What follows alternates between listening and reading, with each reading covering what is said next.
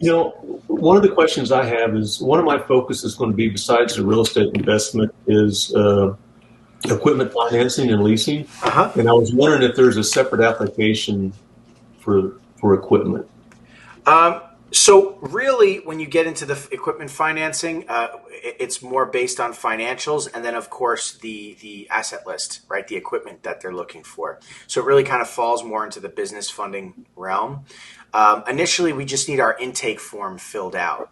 Um, and we can gather the bits of information. Obviously, you want to get an asset list filled out with the equipment that they want, and then it's just 3 months business bank account statements, that kind of thing, right? Obviously, if there's going to be invoices for the equipment they're looking to purchase or whatever, but treat it as business funding. Does that make sense?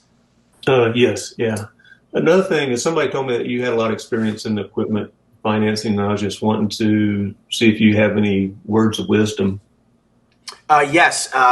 So obviously, it depends. I look at equipment financing in two ways. It's really one, they're either looking for financing to purchase equipment, but there's actually another way, and sometimes your clients can confuse the terminology, and that is trying to borrow money and using their existing equipment as collateral. And make sure you identify the differences between the two and who you're actually talking to and what they actually want. So ask them that question outright. Are you looking for financing to purchase equipment, or are you looking to utilize your existing equipment to borrow money? Very important, because you can actually go down the road, down a rabbit hole with a client and realize that you're just completely off, not seeing the situation the same. And not to worry, if you do end up with one of those clients that are actually looking for equipment, or excuse me, are looking for money and using their existing equipment as collateral, you can help them. But if it's vehicles, they've got to be recent models, right? You're going to need VIN numbers. If it's equipment, again, it's got to be recent, right? If they have giant machinery and tractors and trailers and all these things, really it comes down to the lender. Can the lender sell those items, right? And if they can sell those items, we're in good shape. But just because somebody, I remember I had a client once who we were doing a bit of both. He was looking to purchase new equipment, but he was also looking to raise capital leveraging his existing equipment, right? And so it was a tough thing because as much the guy had oil rigs. He was in Alaska. It was like he was all over the place. It was crazy, and he had all this crazy equipment. And he sent me this list. He literally was sending me pictures of gold nuggets, giant, big, fat gold nuggets. And I was like, this guy's insane. He's excavating gold. He's pulling up oil out of the earth. He's doing all kinds of stuff. Look at this asset list. It was just pages and pages of tractors and oil rigs and all this stuff. And I thought, this is absolutely a deal. Why wouldn't it be a deal? It turns out it was extremely difficult to find somebody who is willing to take on that kind of risk because they have to resell that equipment in the case of default. And although the guy's financials look decent enough and he should be able to pay back on time, anyway, I think you see where I'm going with this. So as far as the different types of equipment, we do have a multitude of lenders that are willing to offer equipment financing. And it can be, we have low interest, we have higher interest. Obviously, the higher interest, we get paid a little bit better. We can add a few more points to it or whatnot, but we do have you covered in that area. Tracy, I know I'm going off in a few different directions here, but does that help you? No, no, it does help me. So back to using equipment as collateral. I mean, if it already has a UCC filing, is that probably not going to work as collateral? Yeah, lenders definitely do not want to take a second position on an asset, right? They don't want to get in line because ultimately, if the client defaults on one loan, then they default on another. Who's going to collect that asset? The lender's going to work together in liquidating those assets. It's not going to happen, kind of thing. It's a little bit different in real estate where you have a property and there's significant equity, and only a bit of that equity is tapped into as collateral. A lender may be willing to take a second position on that property, right? But it depends. It's the kind of, there's a lot of nuance there. It depends on really the situation, if that makes sense. Okay. And with lenders, the equipment lenders, I mean, most of my contacts are going to be in the agriculture sector. I'm sorry, And can a you lot of repeat them, that? In the which sector? most of my guys are going to be in agricultural. Agricultural, okay. Yeah, so there's a lot of lenders out there like Farm Ag, Ag Direct that offer, some pretty uh, pretty low financing, rates and terms and that sort of thing. And I was just wondering if we had, lenders that can compete with those guys.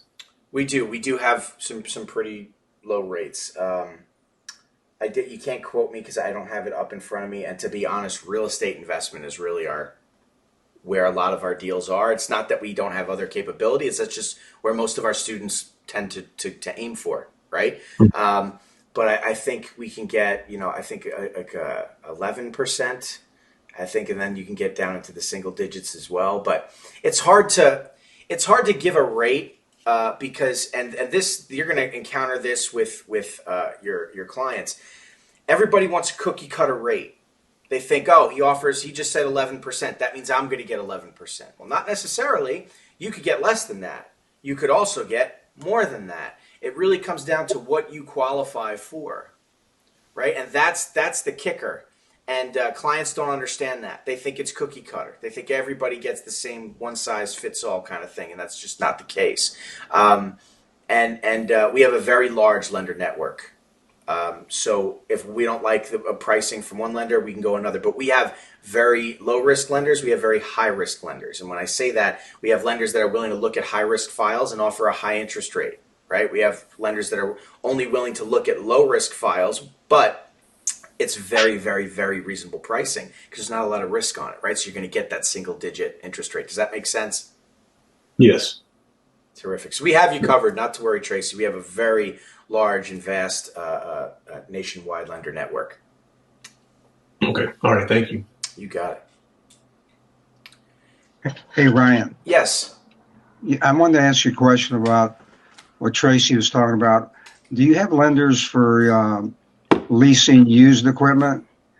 Also, lenders that would cash out can lend against the used equipment. So again, it comes down to whether or not the equipment is resellable. I mean, if there's a resale value, because lenders are always thinking about default, right? And so, can they sell that equipment? Right, is the bottom line. There's a lot of nuance here, guys. And so I think an easier answer would be if you have somebody who's looking to purchase equipment, if you have somebody who's looking to use their equipment as collateral, the first thing we need is the asset list. We need to take a look at it. We need to send it over to our equipment guys and see, can you do anything with this? Can you purchase that, right? Can we use it as collateral? And start there. Because you're opening up a can of worms sometimes, if that makes sense. So keep it simple in the beginning. Let's see what we're working with, and we'll take it from there, and we'll see what our options are, because we do have a variety of options. Well, semi-tractor trailers used still bring pretty good money. I mean, there's a lot of independent drivers that buy that equipment. Absolutely. No question about it. No question about it, Terry. But there's nuance there. The age of the vehicles. I'm sorry. Go ahead, Christopher. Do your thing. No, I was just kind of, because I think you're mixing up a couple of different things up there, Terry. So yes, so a used tractor or used trailer, yeah, that does have value. Generally, lenders aren't lending you that. If they're selling a piece of equipment to another trucker, then that person will be able to apply for equipment financing to purchase that vehicle, depending on their history, their credit report, their cash on hand, and so there will be a deal set up that way. Understand on trying to use farm equipment or agricultural equipment as collateral. The issue, as Ryan was alluding, is that yes, it's already a used piece of equipment, and you have to understand how the lender has to think about any piece of equipment or collateral. They're not going to give you fair market value. They're going to go, if we had to liquidate this, how low will we have to sell this product if we had to liquidate it? Because they never sell for maximum dollar. They sell for liquidation. And so when they're pricing used equipment, they're pricing it and giving you a value based off of it had to be liquidated or it had to be a fire sale. So a lot of times you're not going to get a lot of money trying to use old equipment as a current asset. It really does get tricky. And so, I mean, as Ryan alluded to, you really got to put together the whole package, kind of look at it and see if there's any viable life on it. So it's kind of It's one of the worst questions for a hypothetical because there's a lot of different things that come into play. Yeah, I understand. They look at auction value. Mm.